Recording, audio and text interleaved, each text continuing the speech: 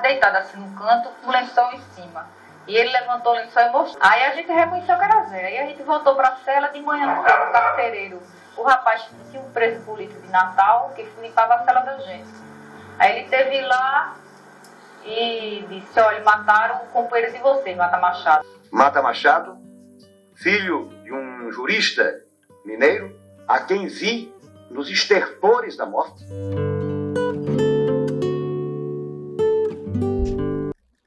Bem, continuamos a maratona José Carlos da Mata Machado, né? Que é o quê?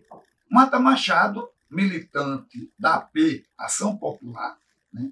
Que foi brutalmente assassinado no DOI-CODE de Pernambuco, né? Juntamente com outro companheiro de AP, de nome Gildo Lacerda, né?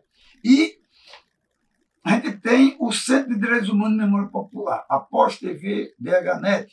Nós temos muitos materiais que a gente vai soltar todo esse material agora no momento em que completa-se 50 anos desse assassinato. Com o detalhe que nós estamos trabalhando, né, um acervo da advogada Messia Albuquerque. Nesse livro aqui, Messia ela fala muito do como ela trabalhou e ajudou na liberação de restos mortais de José Carlos da Mata Machado e Gildo Lacerda. Através desse livro você vai saber quem de Pernambuco, né, esteve envolvido, né, quem torturou, quem fez jogo mole, né? Teve gente que não queria liberar. Então, Messia coloca isso aqui direitinho. Como nós estamos criando em cima do acervo de Messia, que é diários, cartas, correspondência e material de cunho jurídico, nós estamos criando um memorial online Messia Albuquerque, né, que vai trabalhar militantes políticos que foram presos, trucidados, desaparecidos, etc., na região Nordeste, da região Nordeste ou na região Nordeste. Então, como os assassinatos de Gildo e de Zé Carlos aconteceram aqui na região Nordeste, a gente está trabalhando esse tipo de coisa. Então, nós vamos ver agora, né, como eu falei, em 93, uma turma, né, uma equipe ligada à TV Memória Popular, do Centro de Direitos Humanos e Memória Popular, composto de Maíse Gomes Monte e de Luiz Gonzaga Dantas, que depois foi ouvidor de polícia no estado de São Paulo, ele aqui do Rio Grande do Norte, juntamente com Samarone Lima, nós fomos lá e fizemos, nós temos 3 horas de material gravado. E nesse negócio nós pegamos o depoimento de Samarone, né? Samarone está bem mais novo, né? Mas no frescor dos acontecimentos ele dá o seu depoimento, o que aconteceu. Porque como aconteceu isso tudo, né? No meio desses episódios, nós temos o depoimento do cachorro, né? Do chamado cachorro, do dedo duro, Gilberto Prata, que é irmão de Madalena, casada com Zé Carlos, né? Então, o que acontece? Em 93, aconteceu o seguinte, na sede da SAMOPS, lá da Paraíba, né, do nosso companheiro Eduardo Loureiro, Gilberto Prata abre o jogo, né, e grava algumas fitas que você vai assistir aqui nessa nossa relação, e no meio disso tudo, Samarone, a convite da companheira Amparo Araújo, ele vai para João Pessoa, assiste o depoimento, depois, juntamente com a nossa equipe, vai para Belo Horizonte, né, entrevista o velho Edgar, todo aquele lance todo. Então a gente vai ter agora o depoimento, há 30 anos atrás, do jornalista pernambucano, na verdade, Samarone, ele é cearense, né? Ele falando sobre José Carlos da Mata Machado, que depois ele faz o livro Zé, né, que é transformado e agora, exatamente no mês de outubro, está sendo lançado na forma de livro. Então, com vocês, o companheiro Samarone Lima, com filmagem de Maíse e o apoio de Luiz Gonzaga Dantas. Bom, eu comecei a entrar em contato com Seu nome? Samarone Lima de Oliveira. Eu sou repórter do Diário Pernambuco, desde janeiro de 1992. E, na verdade, essa questão do Mata Machado de Gilberto Prata foi um acaso muito grande, mas muito feliz, apesar dessas tristezas todas que são essas notícias, né?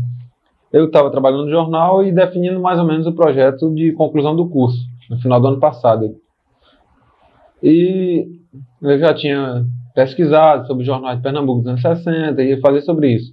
Quando, um determinado dia, eu entrei em contato com uma pessoa importantíssima nessa luta de direitos humanos, se chama Amparo, e eu fiz uma entrevista com ela, e a partir dessa entrevista que eu fiz com a Amparo, eu mudei o meu tema da pesquisa. Eu achei que eu tinha que fazer um trabalho sobre uma coisa recente, muito mais viva, muito mais importante para o país do que o desaparecimento dos jornais em Pernambuco. Então, desde novembro do ano passado, eu comecei a trabalhar sobre a questão dos desaparecidos. Só que isso é um tema muito abrangente, que vai desde a questão do aeroporto, da explosão do aeroporto, que nunca foi esclarecida, passando pela questão do Mata Machado, passando por vários outros desaparecidos, pela luta dos familiares. Então eu vinha pesquisando, sem ter muito definido o que era que ia ser o material final, quando, em janeiro desse ano, a Amparo ligou para mim, lá em casa, e disse: olha, a gente está indo lá para Paraíba, e a gente vai conversar com um cara que abriu o jogo. Você quer ir com a gente? Eu disse: não, é claro que eu quero ir. Aí falei lá no jornal, me liberaram e eu fui. Quando eu cheguei na Paraíba, foi um choque, porque o cara evidentemente não ia falar nada. Todo o movimento sindical e movimento político da Paraíba, da esquerda, estava em cima do cara para um depoimento público. O cara ia falar publicamente tudo que ele tinha feito durante o período militar. Claro que ele não ia falar o que ele sabia. Ele estava ali mais cumprindo um calendário que alguém elaborou para ele, ou que ele tentou elaborar. Eu me lembro que eu não cheguei como pesquisador, eu cheguei como repórter, tinha gente do Jornal do Comércio daqui do Recife. Na entrevista que ele deu para a imprensa, ele não disse absolutamente nada. Ele perguntava uma coisa, ele desviava para outro caminho totalmente diferente. E durante a reunião com a plenária, ele saiu disfarçando o tempo todo, mudando de assunto, porque havia uma pressão muito grande. Claro que o cara não ia falar todo do passado dele pesado, com uma plateia ávida e dar-lhe porrada. Então eu voltei e comecei a pesquisar sobre o assunto, comecei a me interessar. E algumas coisas começaram a acontecer. A Amparo começou a me dar uma ajuda. Entrei em contato com algumas pessoas que estavam caladas há muito tempo e resolveram falar. E eu comecei a achar a questão da morte do José Carlos da Mata Machado muito intrigante, porque era um cara que tinha sido cooptado pelo Exército e que aceitou de uma forma até mais ou menos simples, ou sem tortura. Ele confessou que nunca foi torturado. Aceitou entregar o cunhado, aceitou entrar em contato com a irmã, localizar a irmã para entregar o cunhado. Isso eu achei um negócio muito, humanamente, muito contraditório com tudo que a gente espera. E aí eu comecei a pesquisar essa história, tentar entender ou explicar, como realmente é inexplicável a postura do Gilberto Prata. E o Mata Machado, a trajetória toda dele é muito originária de Minas Gerais. A família dele é uma família tradicional de Minas Gerais. Mas só que eu fui vendo que ele tinha uma relação muito grande com o Recife. Ele passou um período final, antes da morte dele, no Recife. Foi Uma das pessoas que eu entrevistei, inclusive, disse que aqui no Recife foi como se ele estivesse tendo um refresco, um alívio da luta que ele estava tendo há muito tempo. E uma das pessoas me disse também que ele já estava achando ele aqui no Recife cansado da luta, ele já estava... Uma das pessoas me disse que, conversou com ele, não, a luta é importante, e o cara percebeu que ele já não estava mais com aquele pique de continuar, Então o Recife é como se fosse o último momento do Mata Machado antes de ir pro inferno, que foi a tortura e a morte. E coincidentemente o Gilberto Prata também esteve aqui no Recife, acompanhou todos os passos dele. E um dos momentos mais dolorosos nas entrevistas que eu fiz e nas fitas é quando o Gilberto Prata disse que aqui no Recife teve 2 ou 3 encontros com o Fleury para tratar da questão do Mata Machado. Você precisa encontrar tal pessoa, tem encontro marcado em tal local. E ele foi, sempre obedeceu todos os recados. E em certo momento a Madalena perguntou para ele, você está parecendo que está jogando com a repressão, você está estranho, está diferente. E nesse momento eu acho que foi um momento crucial que ele poderia ter dito, não, realmente estou colaborando, e ele poderia ter aberto o jogo e falado. Ele disse, não, que é isso, você acha que eu seria capaz disso? Isso para mim foi assim, o momento mais terrível da história toda, porque nessa hora ele deixou de ser gente para mim. Mas isso é outra história. E essa passagem do Mata Machado aqui no Recife é muito simbólica também, como para mostrar também como uma pessoa que poderia ter sobrevivido. O Mata Machado poderia estar vivo aqui entre a gente, como tem tanta gente viva, como tem. Ele poderia estar contribuindo com a história desse país. Ele estava a fim de viver. Pelo que eu conversei com as pessoas, Mata Machado estava percebendo que a luta estava perdida, que estava começando a não dar mais, a luta armada já não estava mais. 73 realmente foi o ano mais violento da repressão. Samarano, hoje você tem algumas respostas. Quais as respostas que você não tem ainda? O que é que você acha que ainda tem no ar? O que é que tem ainda de incógnita ainda nesse tudo? O que é que tem ainda de abstrato nisso tudo? Porque você está seguindo uma linha lógica, né? Mas dentro dessa lógica, o que é que se tem de abstrato? É até difícil obter lógica nisso tudo. Bom, uma das coisas que realmente não tem, que me parece que ainda falta explicação, que falta lógica, é, por exemplo, quanto tempo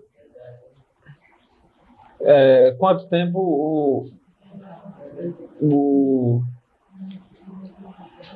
Zé Carlos foi acompanhado pelo Exército. Isso eu acho fundamental. Quer dizer, se ele tivesse sido acompanhado durante 6 meses, é uma coisa. Se ele tivesse sido acompanhado durante 1 ano, muitas outras pessoas vão estar incluídas nessa relação aqui que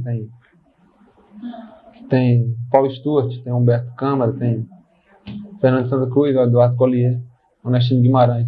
Então, eu não sei quanto tempo o Mata Machado foi acompanhado. Uma das questões fundamentais é essa. Quanto tempo o Mata Machado foi acompanhado e quantas pessoas caíram em função disso. Que a gente viu, só que no Recife, pessoas que eram politizadas e que tinham uma participação na universidade foram presas aproximadamente entre 15 e 20 pessoas e foram torturadas pelo fato de terem um contato com o Mata Machado. Isso para mim é muito simbólico, porque eu fico imaginando as pessoas que tiveram realmente um contato mais profundo e que tiveram troca de informações com o Mata Machado, que essas pessoas não sofreram. Então isso é uma das questões. A segunda coisa é que eu acho que o Gilberto Prata não falou tudo. Claro que ele não falou tudo. E seria uma burrice dele falar tudo, porque o processo dele abrir o jogo foi muito complicado. Eu, quando cheguei na Paraíba para entrevistar o Gilberto, ele parecia um cachorro acuado no canto, assim. Em toda a Paraíba em cima do cara. Você acha que o método que o pessoal utilizou na Paraíba foi um método, digamos, que emperrou o processo? Eu acho que a forma como o Gilberto foi levado a falar em público foi uma coisa extremamente equivocada. Extremamente equivocada. Ele resolveu falar, não sei como foi ele que resolveu falar, ou se foi provocado isso, mas de repente o cara chega numa sala, tá lá o movimento sindical todo, o movimento da ONG, o movimento PT, o pessoal todo mundo lá numa sala cheia de gente, com a imprensa chamada. Quando eu cheguei lá para entrevistar o Gilberto, eu não estava trabalhando pelo jornal, eu fui como um estagiário do jornal. Eu pedi liberação do jornal para ir, porque era importante para o meu projeto de pesquisa. Eu não fui como repórter do jornal. Acontece que quando eu cheguei lá, tinha uma equipe do outro jornal do Recife, Jornal do Comércio, uma equipe com repórter, com fotógrafo, com tudo, já sabendo tudo que devia perguntar para o cara, já sabendo coisas detalhadas e tal. E é claro que o cara não falou nada. A mina, quer dizer, não obteve grandes informações, como eu também não obtive grandes informações, como todo mundo que estava lá naquela sala não obteve quase nenhuma informação, porque o cara ficou acuado, como parecia um cachorro encostado no canto da parede. Qual método você acha que seria o método, digamos, mais eficaz? Bom, isso eu posso falar de uma forma muito pessoal, porque eu venho trabalhando com os familiares desaparecidos desde novembro do ano passado, quando eu entrei em contato com a Amparo. Então, a minha experiência nessa área é de que nunca na primeira entrevista você consegue nenhuma informação. Eu nunca consegui informação e nunca quis informação no primeiro contato. É fundamental que a pessoa sinta o mínimo de confiança em você para falar sobre assuntos que mexem ou com ele, ou com pessoas que ele entregou, ou com pessoas que morreram e que estão... Então, o fato dessa situação do Gilberto Prato ter vazado para a imprensa antes dos familiares, do movimento dos familiares, do movimento da esquerda, ter aprofundado, eu acho um equívoco tremendo. É um grande erro, assim, que o Gilberto Prato deve ter sentido na pele. Tanto é que ele não está mais na Paraíba, ele está no interior de Minas agora. Ele foi absolutamente... Houve uma avalanche em cima do cara. E essa perspectiva de fazer... O fato dessa situação do Gilberto Prato ter vazado para a imprensa antes dos familiares, do movimento dos familiares, do movimento da esquerda, ter aprofundado, eu acho um equívoco tremendo. É um grande erro, assim, que o Gilberto Prato deve ter sentido na pele. Tanto é que ele não está mais na Paraíba, ele está no interior de Minas agora. Ele foi absolutamente... Houve uma avalanche em cima do cara. E essa perspectiva de fazer um movimento de procura-se, sei lá, Gilberto Prata, e estampar o rosto dele em tudo que é lugar. Isso pode emperrar esse verdadeiro trabalho de arqueologia, que é a questão dos mortos desaparecidos? Olha, eu acho que isso eu estou dando uma opinião e nem conversei ainda com o pessoal, com os familiares, que é um pessoal que vem trabalhando há um certo tempo. Mas isso eu posso falar porque eu tenho um respeito muito grande por esse movimento. Eu sou repórter de um jornal, com pessoas que morreram e que estão...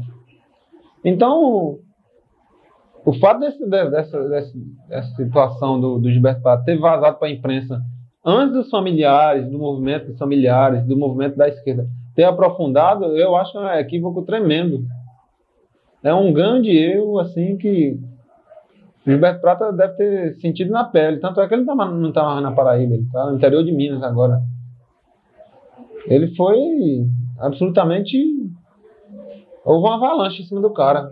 E essa perspectiva de fazer um movimento de procura-se, sei lá, Gilberto Prata, e estampar o rosto dele em tudo que é lugar. Isso pode emperrar esse verdadeiro trabalho de arqueologia, que é a questão dos mortos desaparecidos? Olha, eu acho que isso tudo é uma opinião, e nem conversei ainda com o pessoal, com os familiares, que é um pessoal que vem trabalhando há um certo tempo. Mas isso eu posso falar porque eu tenho um respeito muito grande por esse movimento. Eu sou repórter de um jornal de grande circulação aqui em Pernambuco.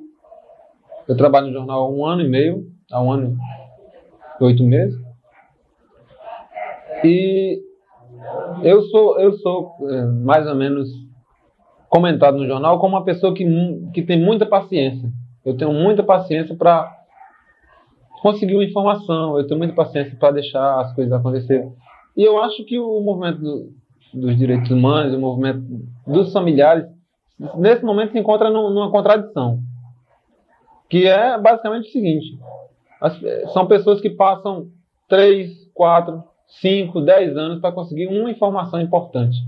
Quer dizer, indo em arquivo público, indo nos cemitérios, indo atrás de informação. E de repente, quando consegue uma informação importante, que pode trabalhar com isso, que pode conseguir ir mais além, poderia chegar a dar, vira um afã, quer dizer, é importante a imprensa saber logo. E pessoas que de repente nunca tiveram muito trabalho de se interessar sobre isso, de pesquisar, recebem uma matéria de mão beijada, recebem um depoimento do Gilberto Prata de mão beijada. Claro que a imprensa vai aproveitar isso de uma forma de produzir uma manchete. Claro que vai. Com a séria consequência de que o depoimento pode sair equivocado, informações que a pessoa disse podem sair absolutamente erradas, mentiras que a pessoa disse podem sair como verdade. Então eu acho que o movimento de direitos humanos, nesse momento, tem essa contradição de que o Exército não dá informações, o governo não dá informações, o movimento sai lutando por conta própria.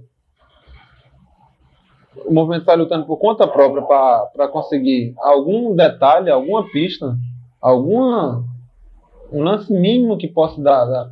E de repente, quando consegue essa informação, ela é mal trabalhada. E eu acho que o caso da Paraíba é típico de uma pessoa que resolveu abrir o jogo, que pode explicar muita coisa da AP, que foi um movimento absolutamente estraçalhado no ano de 73. O ano de 73 que o Gilberto disse, que participa, que colabora, é o ano que a AP foi absolutamente estraçalhada, ela foi acabada, as pessoas mais importantes morreram ou desapareceram. Então o movimento recebe uma informação importantíssima de um cara que colaborou com o Exército, que foi um movimento absolutamente estraçalhado no ano de 73. O ano de 73 que o Gilberto disse, que participa, que colabora, é o ano que a AP foi absolutamente estraçalhada, ela foi acabada, as pessoas mais importantes morreram ou desapareceram. Então o movimento recebe uma informação importantíssima de um cara que colaborou com o Exército, e recebe essa informação e não trabalha isso. Isso eu acho um erro estratégico violentíssimo. Marcelo Maroni, algumas pessoas, digamos, extremamente informadas e que estão nessa batalha da questão dos mortos desaparecidos, consideram que, além, digamos, de ser uma manobra tática inócua, isso também revela em si mesmo uma falta de uma reflexão de culpas ainda não, digamos, entradas em reflexão. Ou seja, falta também nisso tudo um meia-culpa. Quer dizer, essa catarse a esquerda ainda não fez. Você concorda com isso? A esquerda tem esse trunfo que eu acho que é o fato de ter lutado, de ter pessoas importantes e maravilhosas terem morrido, né? Que isso é realmente uma coisa importante. Isso realmente, o Mata Machado, que eu não conheci, pelo que eu conheço, pelo que as pessoas me dizem, Eu acho uma pessoa maravilhosa, pelo que eu conheço dele, pelos depoimentos. Mas o Gilberto Prata está aí para mostrar que nem todas as pessoas são maravilhosas. Que algumas pessoas foram ao nível mais baixo que se pode imaginar, que é de entrar em contato com a irmã, localizar o cunhado e saber desde o começo que o cunhado vai morrer e aí. Mas o problema é que esse intervalo entre o que poderia ser revelado e o que não, e o que chegou a gente, houve um intervalo em que as coisas se assentaram, as coisas ficaram mais ou menos assentadas, e é nesse assentamento das coisas é que eu acho que houve os arranjos do que seria bom para algumas pessoas. Então, realmente, eu acho que hoje pessoas da esquerda, boas pessoas da esquerda, importantes,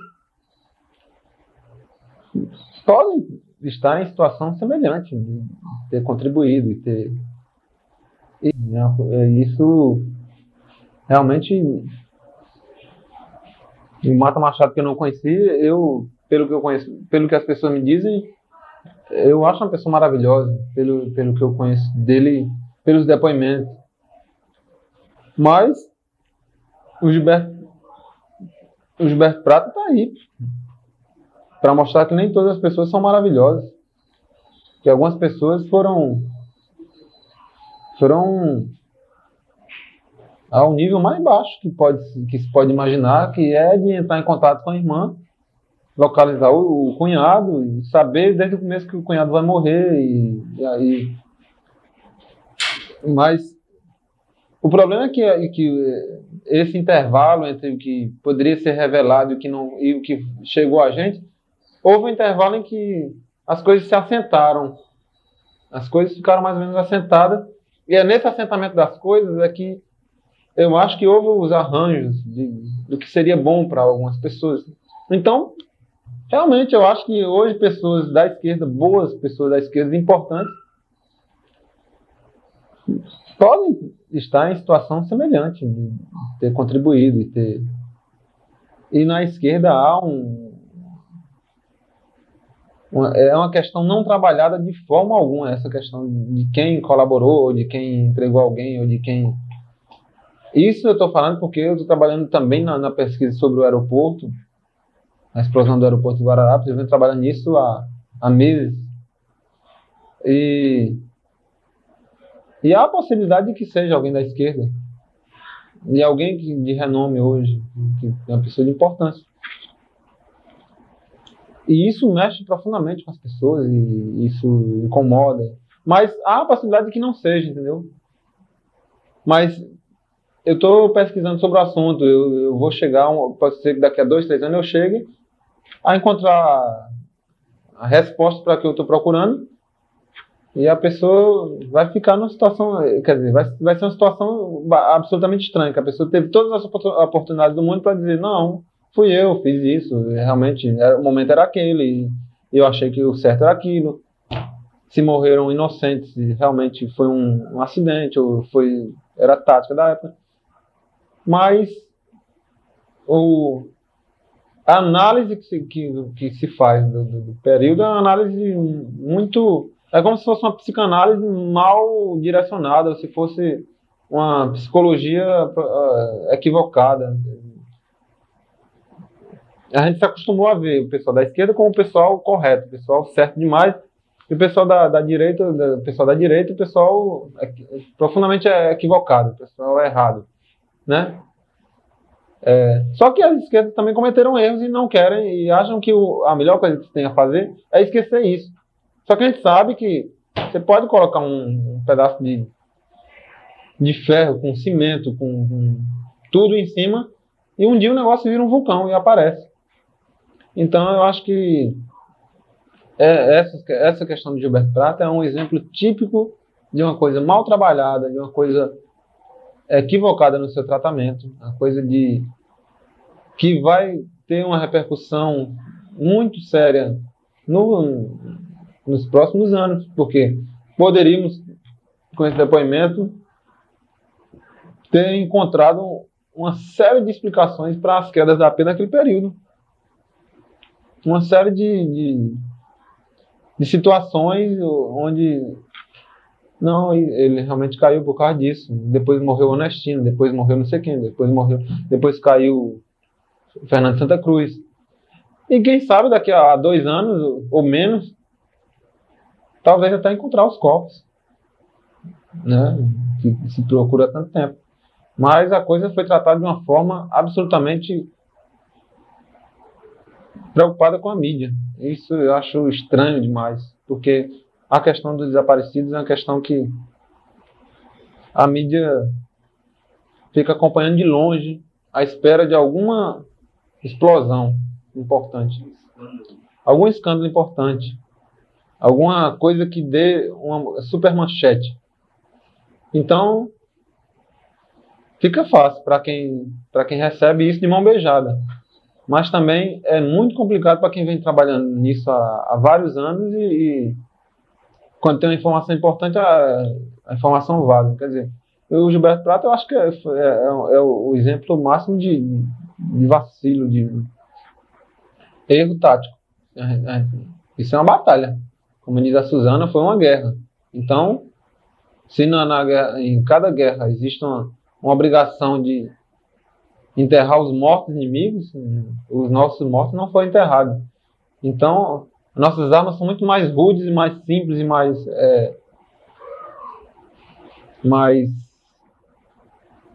vulneráveis do que as armas dos nossos inimigos que estão aí no exército, que dizem que não tem informação nenhuma e tal. Então, eu acho que cada informação que a gente tem é uma arma que deveria ser muito bem aproveitada. Claro que se o Exército conseguiu, eu acho que se o Exército conseguiu informação importantíssima sobre a AP hoje em dia, sobre quadros da AP que ele não sabia que faziam parte. Claro que o Exército não ia divulgar isso. Ele ia trabalhar para ver até onde chegava, até onde essa coisa caminhava e fazer disso uma estratégia de luta, né? Quer dizer, é um pós-guerra que a gente não está sabendo conviver. É um pós-guerra onde a questão de quem dedurou, de quem contribuiu, não está sendo trabalhada. Eu não sei encontrar a origem disso.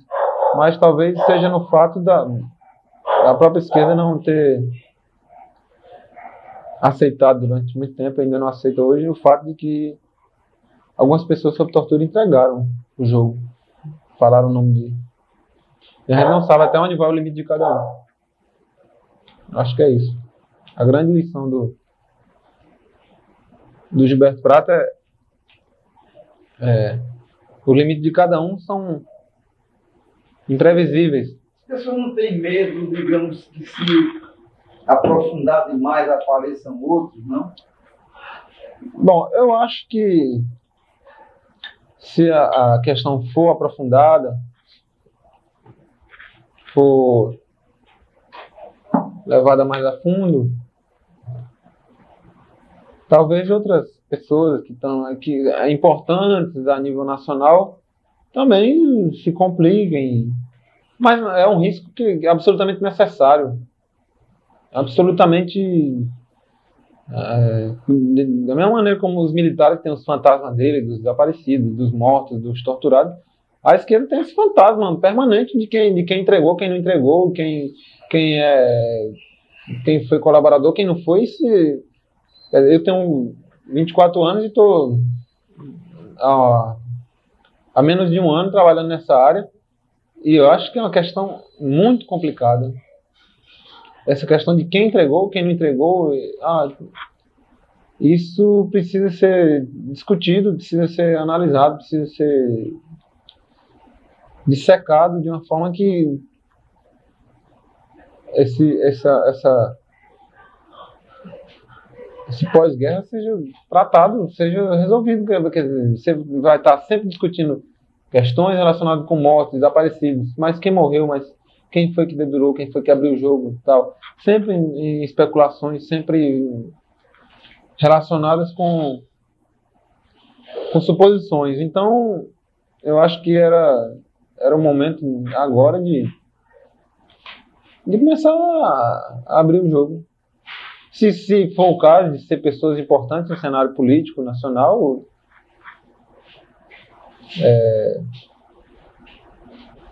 a perca política pode ser compensada com o ganho histórico.